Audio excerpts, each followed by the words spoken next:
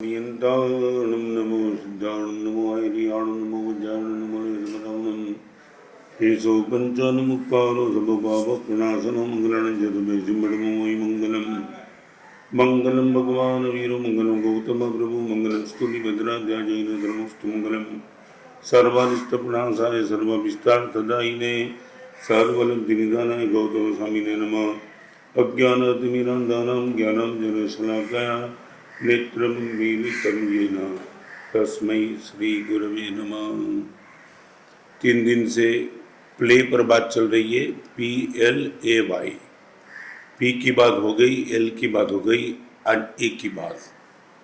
ए में है aggression suppressing, आवेश, आक्रोश, उनको किसी भी हिसाब से कंट्रोल में रखना है। मन में कभी कभी एक प्रश्न उठता है, हम सीधे रास्ते पे चलते हैं मगर कोई बीच में यदि टांग अड़ाता है तो फिर क्रोध नहीं आएगा तो होगा क्या। इस क्षेत्र में बहुत लंबी चौड़ी बात हो सकती है मगर एक छोटी सी बात मैं करना चाहूँगा। एक आदमी रास्ते से जा रहा था और रास्ते में जाते जाते उनके हाथ में एक बर्तन था। बर्तन में नीम का रस था और किसी आदमी न मालूम बिना देखे आगे निकल रहा था, उनसे टकरा गया और टकराने के बाद उनके बर्तन में नीम का जो रस था वो नीम का रस नीचे गिर गया। ये नीचे गिरते हुए देख करके संत के साथ इनका शिष्य जाता था और शिष्य बार बार संत को ये बोलता था कि गुरुदेव, सामने वाला यदि टांग अड़ाए तो मेरे मन में क्रोध तो आएगा ही आएगा। ऐसे तो मैं क्रोध नहीं करना चाहता हूँ मगर सामने वाला जब टांग अड़ाता है तो क्रोध आता है। मेरी गलती क्या है? उसमें तो गलती उनकी है कि उसने टांग अड़ा दी। संत को रोज रोज ये शिष्य अपनी बात करते रहता था और वो समाधान चाहता था। संत अपने शिष्य के साथ रास्ते में जा रहे थे और उसने ये देखा कि टकराने से वो आदमी के हाथ में जो बर्तन था उसमें नीम का रस था और नीम का रस नीचे गिर गया। तब संत ने अपने शिष्य को अंगुली करके बता दिया, दोस्त एक बात बताएगा, सामने वाला टकराया इसलिए वो नीम का रस गिर गया या नीम का रस इनके बर्तन में था इसलिए नीम का रस गिर गया? शिष्य ने चेहरे के मुस्कान के साथ कहा, गुरुदेव, टकराया अलग बात है मगर बर्तन में नीम का रस था तो नीम का रस ही गिरेगा ना। मौसमी का रस होता तो मौसमी का रस गिरता। चेहरे के मुस्कान के साथ संत ने अपने शिष्य को वही तो मैसेज दिया, दोस्त तू ये कहता है कि सामने वाला टांग अड़ाता है तब मेरे मन में क्रोध आ जाता है। रिपीट में कहूँगा, सामने वाले से टांग अड़ाने से तेरे में क्रोध आया नहीं, तेरे अंदर क्रोध था, वो क्रोध प्रकट हो गया। जैसे एक आदमी टकरा जाता है तो टकराने से वो नीम का रस नहीं आया मगर बर्तन में नीम का रस था, वो टकराने से प्रकट हुआ। तो संदेश वो है, सामने वाला हमारे साथ छेड़छाड़ करता है, टांग अड़ाता है, उसके हिसाब से हम क्रोध नहीं करते, अंदर में क्रोध होता है तब क्रोध करते हैं। प्रश्न तो कभी कभी मन में ये होता है, आदमी को मालूम है कि आग में हाथ डालने से मैं जल जाता हूँ तो आग में हाथ डालता नहीं है। हर चीज में आदमी को पता है मगर क्रोध करने के बाद आज तक कितने लोग मेरे पास आए और वो बोलते, गुरुदेव, क्रोध करने के बाद ऐसा लगता है कि क्रोध नहीं किया हो तो अच्छा होता था। मैं ये पूछना चाहता हूँ, जिंदगी में 10 बार, 20 बार, 30 बार, 40 बार, 50 बार, जितनी भी बार क्रोध किया, हर बार क्रोध करने के बाद आनंद आया हो ऐसा एक भी अनुभव नहीं। हर बार क्रोध करने से तूने मार ही खाया, क्रोध करने के बाद तुमने दुखी अनुभव किया, क्रोध करने के बाद मन में पीड़ा हुई।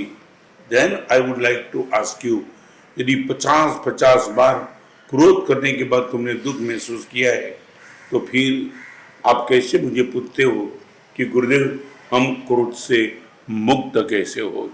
मैं रिपीट करना चाहता हूँ, आप एक बार समझ लो, क्रोध प्रेम तोड़ देता है। आपसे नजदीक रहने वाला आपसे दूर होने का काम क्रोध करता है। कई लोगों को मैं बड़ी राय देना चाहता हूँ कि दूर वाला आपसे नज़दीक ना आ जाए, उनकी चिंता कभी मत करना, मगर नज़दीक वाले दूर न हो जाए वो हमेशा के लिए ध्यान में रखना। दूर वाला नज़दीक नहीं भी आएगा, आपके जीवन को वो डिस्टर्ब नहीं कर देगा, आपकी समाधि को वो डिस्टर्ब नहीं कर देगा, मगर नज़दीक वाले यदि दूर हो गए, क्रोध यही काम करता है। हम आवेश में आ जाते हैं, कंट्रोल दिमाग का नहीं रहता है, और फिर शब्द तो मुंह से निकल जाते, मगर निकल जाने के बाद जो आउटपुट मिलता है, संबंध में दरार आ जाती है, संबंध में कटुपन आ जाता है, संबंधी हमसे दूर हो जाता है, वो जो नुकसान है फिर 50 बार तुम माफ़ी मांगो उससे कुछ फर्क नहीं पड़ेगा। एक बात ये। दूसरी बात वो है, कभी कभी मन में ये प्रश्न उठता भी है, इतने प्रवचन सुनने के बाद, परमात्मा के दर्शन करने के बाद, सामायिक और प्रतिक्रमण करने के बाद, तप करने के बाद भी दिमाग गर्म क्यों रहता है?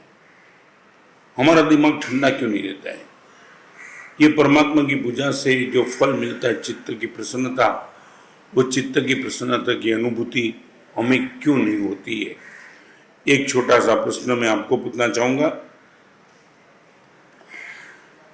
दूध में से दही बनाना है तो क्या करना पड़ेगा?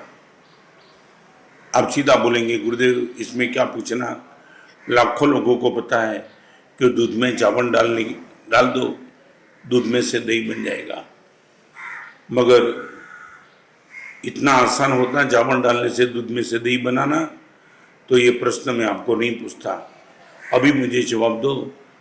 गैस पर दूध गर्म किया तुमने, और वही गरम गरम गरम गरम दूध में चावल डाल दो, आप मानते हो कि चावल दूध में से दही बना पाएगा? नहीं, पूरा का पूरा जावन फेल हो जाएगा, क्योंकि जावन से दूध में से दही बनता है, मगर एक कंडीशन है, दूध गर्म नहीं होना चाहिए। भगवान के दर्शन, बंधन, पूजन, गुरुदेव के प्रवचन, सामायिक और प्रतिक्रमण सब जावन है। हमारा जीवन वो दूध है, हमारा मन वो दूध है। हमारे मन के दूध में से इस जावन डालने के बाद निश्चित तौर से दही बन सकता था, मगर जैसे गर्म दूध में डाला हुआ जावन दूध में से दही नहीं बना पाता है, उसी तरह क्रोध मन, क्रोधिष्ठ मन, गर्म मन, आवेशमय, आक्रोश वाला मन, उसमें चाहे कितना भी अच्छा जावन डालने का प्रयास करो, वो मेरे जीवन के दूध में से गारंटी के साथ दही नहीं बनेगा। तो मैं ये कहना चाहता हूँ, लोभ का अनुभव शायद आपको होगा। अच्छा, लोभ को अधीन बन के तुम बाजार में गए तो 1 करोड़ का 2 करोड़ लेके आए, मे बी पॉसिबल। माया का सेवन करके कंधे होने के बाद भी समाज के में तुम्हारी छवि अच्छी बनाने में सफल बन गए, मे बी पॉसिबल। कहीं तुम्हें अवार्ड मिला, तुम्हारा अभिमान कर दिया। मैं रिपीट करना चाहूंगा, मान, माया और लोभ 100% सामने वाले को डिस्टर्ब करेगा, वो गारंटी नहीं है। मगर क्रोध सामने वाले को तो निश्चित तौर से डिस्टर्ब करेगा। इसलिए हमारे वहां उपनीति भव प्रपंच कथा नाम के ग्रंथ में क्रोध को आग की उपमा दी है। आग से हम दूर ही रहते, आग होगी तो नजदीक जाते ही नहीं, और खुद के हाथ में हम ये आग कभी रखते नहीं। क्रोध वो स्वयं आग है, खुद को जलाती है और नजदीक आने वाले को भी जलाकर ही रखती है। बरसों पहले मैंने सांता क्रूज में एक नियम दिया था। एक आदमी, एक लड़के ने मुझे बोला था, क्रोध बार बार याद आता है। पहले तो ये समझ लो, great conqueror does not fight on small issues. महान विजेता किसी भी छोटी चीज को लेकर के वो क्रोध नहीं करता है। करोड़ों का टर्नओवर करने वाला आदमी यदि रास्ते में भिखारी आ रहे, भिखारी को 10 रुपया दे दिया, आप ये मानते हो चौपड़े में वो एंट्री डालेगा? 10 रुपया भिखारी को मैंने दिया। जहाँ करोड़ों का टर्नओवर चलता है, भिखारी को 10 रुपया दिया, वो एंट्री भी नहीं डालेगा। और रिपीट, रास्ते में चलते चलते जेब में से रुमाल निकालने के बाद 10 रुपये की नोट गिर गई, उनके लिए वो दुखी भी नहीं होगा। वो बोलेगा करोड़ों का टर्नओवर चलता है, 10 जा गया तो भी क्या, परमात्मा बनने के लिए हम निकले हैं हर छोटी चीज पर। और आपको मालूम होगा मुंबई और दिल्ली डिस्टेंस समान है, मगर राजधानी एक्सप्रेस जितनी जल्दी पहुंचती है उतनी चालू ट्रेन नहीं पहुंचती है। मन में यह प्रश्न उठता है कि डिस्टेंस समान होने के बाद 2-3 घंटे का फर्क क्यों पड़ गया। राजधानी तेज गति से जाती है वो नहीं है, वो कम स्पीड में जाती है वो भी नहीं है, मगर प्रश्न वो है राजधानी फ्लैग स्टेशन पे रुकती नहीं है। जितना स्टेशन कम उतनी गति ज़्यादा, और गति ज़्यादा तो मंजिल पे पहुंचना भी जल्दी।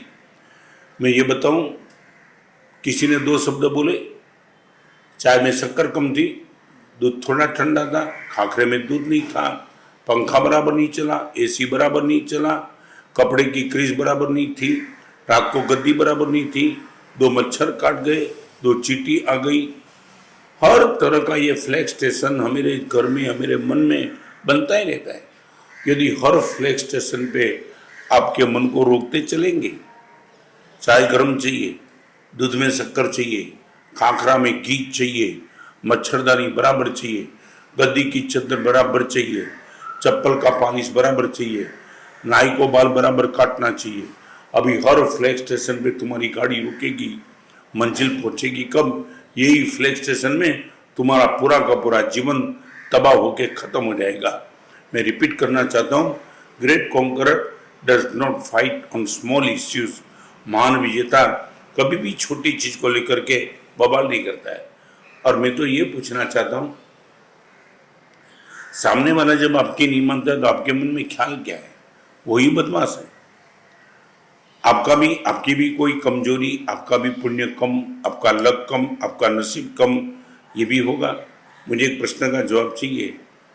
बाजार में आप कोई चीज गहना खरीदने के लिए गए, नेकलेस की कीमत 1 लाख रुपया है और आपके पास सिर्फ 10,000 रुपया है। आप दुकान में चढ़ गए, नेकलेस देख लिया, नेकलेस पसंद भी आ गया, मगर दुकानदार ने बता दिया इस नेकलेस की प्राइस 1 लाख रुपया है और आपके पास 10,000 है। वो दुकानदार नेकलेस देने से ना बोलेगा, आप दुकानदार पर क्रोध करेंगे, गाली देंगे, आवेश में आ जाएंगे और हमको समझता है क्या मैं लेने के लिए आया हूँ फिर भी नहीं देता है। आपको बिल्कुल पता है दुकानदार तो नेकलेस देने के लिए मुझे तैयार था और अभी भी तैयार है, मगर नेकलेस की जो 1 लाख रुपया की कीमत वो जब तक मैं नहीं चुकाऊंगा तब तक मुझे नेकलेस कैसे मिलेगा। सीधी बात है। सामने वाला आपकी बात सुनने के लिए, मानने के लिए तैयार था और अभी भी तैयार है, मगर जैसे नेकलेस को खरीदने के लिए लाख की राशि चाहिए, सामने वाला आपकी बात माने इसके लिए आपका पुण्य भी तो चाहिए, आपका लक भी चाहिए, आपका नसीब भी चाहिए, आपका किस्मत भी चाहिए। मैं इतना कहना चाहता हूँ, मन में ठान लो कि चाहे कितना भी जंक्शन स्टेशन हो उनको मैं फ्लैग स्टेशन नहीं बनाऊंगा। भगवान महावीर का साधना मार्ग हम देखते तो उनके लिए तो जंक्शन स्टेशन था, फिर भी उसने क्रॉस कर दिया। वहाँ अपने जीवन की गाड़ी को, मन की गाड़ी को आपने रोका ही नहीं। और मालूम है, क्रोध से नहीं आता है। जो भी आदमी बोलता है, कई लोग मेरे पास आते हैं, गुरुदेव मुझे क्रोध बहुत आ जाता है। जो बोलता है कम से कम इतना तो पक्का कर दोस्त, क्रोध आता नहीं है, मैं क्रोध करता हूँ, वो मानने के लिए तैयार है। बोलता है गुरुदेव नहीं, मैं तो चाहता ही नहीं, क्रोध आ जाता है। मैं उनको पूछना चाहता हूँ, तुमने कभी मेरे पास आकर के ये बात बताई गुरुदेव? आपने कितनी बार मुझे बता दिया गुरुदेव क्रोध मुझे आ जाता है, क्रोध में कर देता हूँ। आज तक दीक्षा जीवन के 53 साल में एक भी आदमी मेरे पास ऐसा नहीं आया जिसने मुझे बताया गुरुदेव मुझे प्रेम आ जाता है, क्रोध आ जाता है, आपकी परमिशन के बिना क्रोध आ जाता है। तो आपने ये कभी बोला कि गुरुदेव प्रेम आ जाता है, क्षमा आ जाती है, नम्रता आ जाती है, सरलता आ जाती है, उदारता आ जाती है, पवित्रता आ जाती है? नहीं, उदारता आती ही नहीं, प्रेम आता ही नहीं, क्रोध आता, प्रेम क्रोध आ जाता है, सरलता, पवित्रता, उदारता, नम्रता, विनय कुछ नहीं आता है। कम से कम मन को समझा दो दोस्त, कम से कम इतनी बदतमीजी तो, इतनी बदमाशी तो मत करो। आपकी परमिशन बिना आप क्रोध करते ही नहीं है, आपकी सिग्नेचर होती है तभी जबान से क्रोध के शब्द निकलते हैं। कम से कम बैक, रिवर्स में आ जाओ। और यदि इतना भी ना हो सके, एक पत्नी अपने पति को लेके थी और वो पति संत के पास गई, तो पत्नी ने संत को कहा, महाराज ये जो क्रोध करते हैं ना, आप कम से कम उनको नियम दे दो कि क्रोध करने के पहले जोर से 1 से 100 की गिनती करें। 1 2 3 4 5 6 10 20 30 40 60 100 गिने। संत ने वो पति के सामने देखा, तेरी पत्नी की इच्छा है, क्रोध करने के पहले 1 से 100 गिन ले। महाराज सच बताऊं, 1 से 100 गिनूं कि 1 से 1000 गिनूं, मेरे क्रोध में कोई फर्क नहीं पड़ेगा। मैं क्रोध करता हूं तो करते ही रहूंगा। पत्नी को बोलो 1 से 100 गिनाने का आग्रह मत रखे। संत ने पत्नी को कहा कि तेरा पति कहता है 100 गिनूंगा तो भी क्रोध तो करके ही रहूंगा, फिर ये व्यर्थ कसरत कराने की जरूरत क्या है। तब पत्नी ने कहा कि देखो महाराज, मेरे पति को मैं समझती हूँ, 1 से 100 गिने तब क्रोध शांत हो जाए। इनके नेचर को देख करके मैं भी कहती हूँ, ये भी मैं नहीं मानती हूँ कि 100 गिनने के बाद इनका क्रोध खत्म हो जाए। तब संत ने कहा 100 गिनने के बाद भी यदि इनका क्रोध खत्म होने वाला नहीं है, फिर तुम 100 गिनाने का आग्रह क्यों रखती है। तब पत्नी ने चेहरे के मुस्कान के साथ कहा 1 2 3 4 ऐसे 100 गिने, तब तक मुझे घर से बाहर भागने का मौका मिले, इसलिए मैं कहती हूँ इनको 1 से 100 गिनाओ। यहाँ तक परिवार टूट गया। और एक काम करो ना, आपके बेटे पर, बेटी पर, आपकी पति पर क्रोध कर दो, एक बार बाहर पर क्रोध करके दिखाओ। आपको मालूम है बाहर पर क्रोध करते रहूंगा, बाहर चला जाएगा, पैसा बिना घर कहाँ से चलेगा। जिस दिन आपकी पत्नी भी बोलेगी ना कि मेरे पर क्रोध करेंगे, मैं भी मायके चली जाऊंगी, तब पता चलेगा क्रोध कितना मुश्किल है, क्रोध छोड़ना कितना मुश्किल है। खैर छोड़ो, क्रोध शरीर को डिस्टर्ब करता है, समाधि को डिस्टर्ब करता है, संबंध को डिस्टर्ब करता है, सद्गुण को डिस्टर्ब करता है, सद्बुद्धि को डिस्टर्ब करता है, सद्गति को डिस्टर्ब करता है, समता को डिस्टर्ब करता है, शर्म को डिस्टर्ब करता है। इतना आउटपुट नुकसान वाला शरीर गया, समाधि गई, सद्गुण गए, संबंध गए, समता गई, सद्गति गई, सद्बुद्धि गई, शर्म गई, हमारा समय बेकार गया। इतना लॉस होने के बाद भी हम ये पूछते, गुरुदेव क्रोध कैसे छूटे, आप रास्ता दिखाओ। मैं तो कहूँगा, मरीज को अच्छा करना आसान है, मगर पागल को आसान करना बहुत मुश्किल है। ये क्रोध जब आता है तब हमारे सब मगज पर पागलपन सवार हो जाता है। मैं शुभ कामना व्यक्त करता हूँ, अग्रेशन सप्रेसिंग, उनको दबाओ। मन में भी यदि क्रोध है तो कम से कम एक बार उनको शब्द का प्रयोग मत करो, फिर देखो मन कितना स्वस्थ, मस्त और प्रसन्न रहेगा। चिंगारी को पेट्रोल लकड़ा नहीं मिलता है, चिंगारी अपने आप खत्म हो जाती है, बुझ जाती है। मन में आया हुआ क्रोध, उनको शब्द का भी वजन मत दो, तो धीरे धीरे धीरे धीरे अपने आप से क्रोध शांत हो जाएगा। और रिलेशन, 2 चीज तो कम से कम मेंटेन, शरीर का स्वास्थ्य, संबंध और समाधि। क्रोध से मुक्त होने के बाद संबंध बना रहेगा, समाधि बच जाएगी, शरीर का स्वास्थ्य भी अच्छा रहेगा। प्रभु से प्रार्थना करता हूँ हम सबको क्रोध मुक्त होने में इनके आशीर्वाद बहुत कुछ सफल बना दे, बहुत कुछ हमारे लिए वो आशीर्वाद काम के रहे, यही शुभकामना। सर्वमंगल मंगल प्रधानम सर्वधर्माणम। जय हिंद।